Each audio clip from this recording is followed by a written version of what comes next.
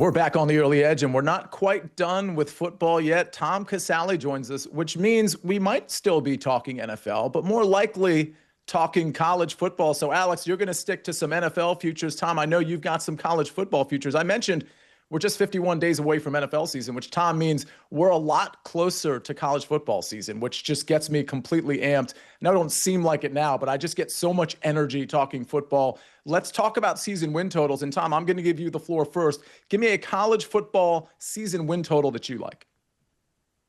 Yeah, my favorite win total by quite a lot is Marshall under 5.5. I couldn't believe I saw 5.5 with Marshall. And you say, well, Tom, didn't they win the Sun Belt Conference last year? They did. But Marshall is in a unique situation. Their head coach, Charles Huff, goes to conference rival Southern Miss, and he brings 20 players with him from that Marshall team. There's actually going to be more players that played on Marshall's championship team last year starting for Southern Miss than Marshall this year. So it's kind of a weird situation. The Thundering Herd have 62 new players. They have a new coach, defensive coordinator from NC State, Tony Gibson. He's never coached before. They don't have a quarterback. I mean, I love this play. I would be surprised if Marshall got to 5 wins. I don't even think we're going to be sweating that half. I got them down for 4.2 wins with my numbers. So play Marshall under 5.5 this season. Gosh, it just seems wrong. College football, completely crazy. College basketball, too, I guess. All right, let's go to the NFL. Alex, talk to me about the Green Bay Packers. First off, I have to apologize to the state of Wisconsin, but I love fading the Green Bay Packers, guys, going under on their win total of 9.5. You can get this at plus money.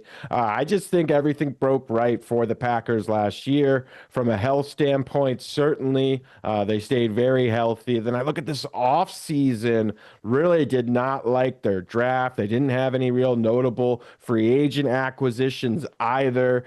You've got Christian Watson, who's on the shelf, likely to miss the first half of the season potentially. I thought the first round pick, Matthew Golden, he was terrible versus man coverage in college. That typically does not translate to immediate success in the NFL. So just not having a true number one wide receiver, they were able to get away with it last year, but that division is as good as any division, certainly in the NFC, maybe the NFL. Chicago got better. I still think Detroit's a very quality team. Minnesota, I still think, is not an easy win by any stretch. So everything broke right for Green Bay last season. I think it's going to be very difficult for them to replicate that success. They have a difficult schedule. I'm going under 9.5 wins on my favorite regression candidate.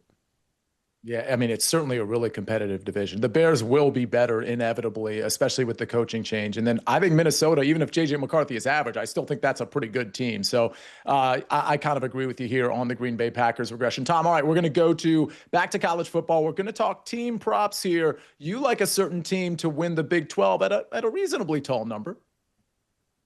Yeah, I'm going to go with Utah in a wide open Big 12. You know, the Utes had a down season last year. You look what happened. They had some injuries. The quarterback play just wasn't there. And so they struggled. But I'm a big fan of Kyle Whittingham. I think he's one of the better coaches in college football. And I like betting coaches coming off a down year. And Whittingham has his kind of team. You know, when Utah's good, where they got experienced offensive line, good defense, run the football. They go out, they get Devin Dampier from New Mexico to play quarterback. He's a mobile dual threat guy. I think you're going to see this Utah team like Utah teams of the past. They're going to run the football. They got an experienced defense coming back, a deeper defense. So the conference is wide open, the Big 12. I think we're going to be saying that pretty much every season, but I really like Utah at the plus 600 odds to win the conference. All right. We're taking Utah to win the Big 12. Now, interesting here, PropStarz, I think you've got an NFC South pick here.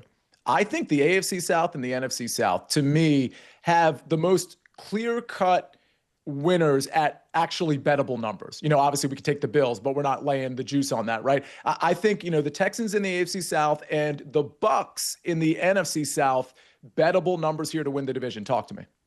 The fact that you can get Tampa Bay to win the NFC South at plus money is just ridiculous. They should be an overwhelming favorite. The Bucs coming off a terrific season last year, having beat the Philadelphia Eagles, having beat the Buffalo Bills, having beaten the Kansas City Chiefs. I love what they did in the offseason, adding Hassan Reddick to that defense, re-signing Levante David, going out aggressively on offense, spending a top 15 pick on the wide receiver from Ohio State. Baker Mayfield had an MVP caliber season last year. He threw over 40 touchdowns. They have an excellent offensive line. I know Tristan Wirfs might be out potentially for the first couple of games of the season or on the PUP list, but this Tampa Bay offense looks incredible to me. Defensively, I think they're going to be improved as well. And then just looking at the competition, the Atlanta Falcons, I still think are at best maybe a 500 team. I do think the Panthers will improve, but they're not close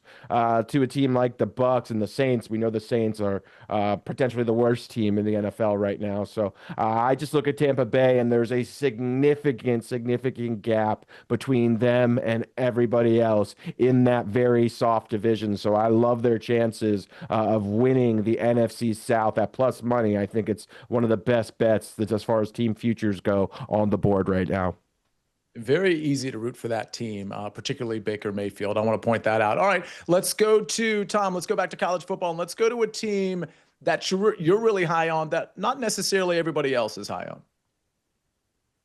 Yeah, I'm really high on Auburn. I think they're going to be one of the most improved teams in the country. And the reason is I think Hugh Freeze finally figured out the quarterback position. He gets Jackson Arnold from Oklahoma. Whatever you think about Arnold, he is a major upgrade over what Auburn had at quarterback last year. Listen, I'm sure Peyton Thorne is a really nice kid, but he had as much business quarterbacking an SEC team as I did.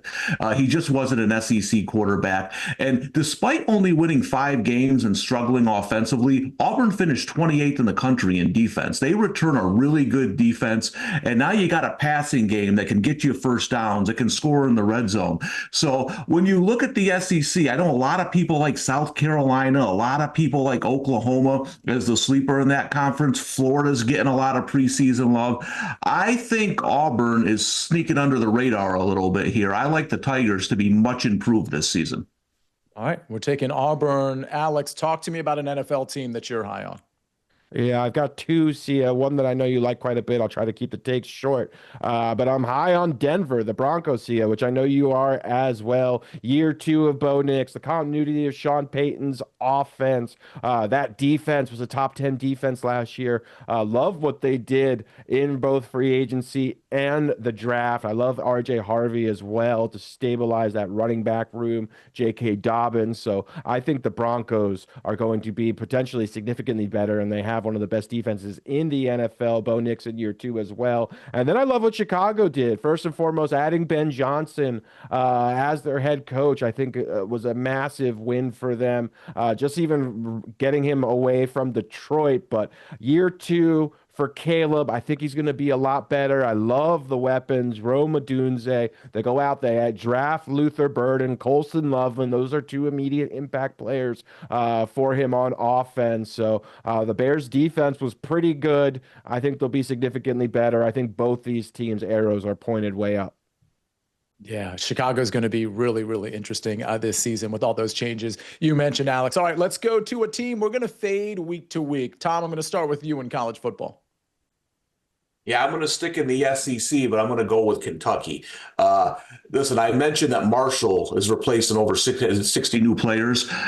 Kentucky has over 50 new players. Now, even though I don't like Marshall, it's a lot easier in a Sun Belt conference to retool your roster and potentially win. The SEC, not so much. This is a completely new team, and it's funny. Mark Stoops is the winningest head coach in Kentucky history, and his seat couldn't be any hotter. I know the fan base isn't happy where this program is headed, and for me, I see them slipping behind Vanderbilt, South Carolina in the SEC.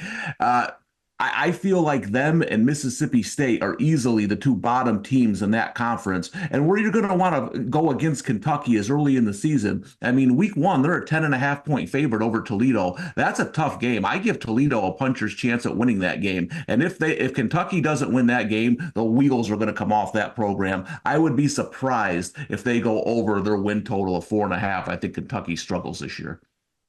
Tom, you bringing up Toledo reminds me that we're going to have Tuesday and Wednesday football. It's right around the corner, which I am further excited about. Alex, speaking of hot seats in Stoops, Mike McDaniel might have a bit of a hot seat as well. Talk to me about the Miami Dolphins. Yeah, the Miami Dolphins had exactly one Pro Bowler all of last season, and that was Jonnu Smith, who just got traded alongside Jalen Ramsey to Pittsburgh for Minka Fitzpatrick. I look at this Dolphins offseason, just nothing really happened notably.